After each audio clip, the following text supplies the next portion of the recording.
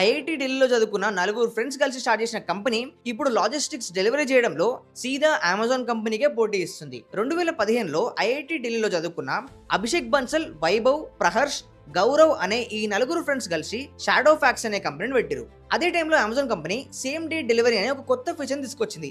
ఇలా ఇంత ఫాస్ట్ గా డెలివరీ కేవలం ఒక్క రోజులోనే చేయడం అమెజాన్ వల్లే అయితే, దీన్ని కొట్టేటోలే లేరు అని చెప్పేసి అనుకుంటున్న టైంలో ఈ కంపెనీ అడుగుపెట్టింది. అసలు ఒక ప్రోడక్ట్ లేట్ గా డెలివరీ అవ్వడానికి ట్రాఫిక్ కారణం కాదు, అందులో పనిచేస్తున్న టీం కారణం కాదు, ఈ వేర్ హౌస్ లోపల ఉండే షిప్మెంట్ సిస్టమ్ సరిగ్గా లేకపోవడం వల్ల షాడో ఫ్యాక్స్ అనే కంపెనీ ప్రాబ్లం మీద ఫోకస్ చేసి ఫాస్ట్ డెలివరీ మేము చేస్తామని చెప్పేసి ముందుకు వచ్చింది.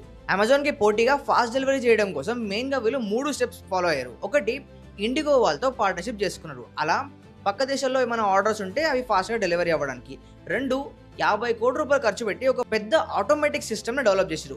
మూడోది ఏంటంటే అడ్వాన్స్డ్ పార్సల్ ట్రాకింగ్ ని పెట్టి డెలివరీ యాక్యురసీని ఎక్కువగా పెంచారు, ఆర్డర్స్ క్యాన్సిల్ అవ్వకుండా చూసుకున్నారు.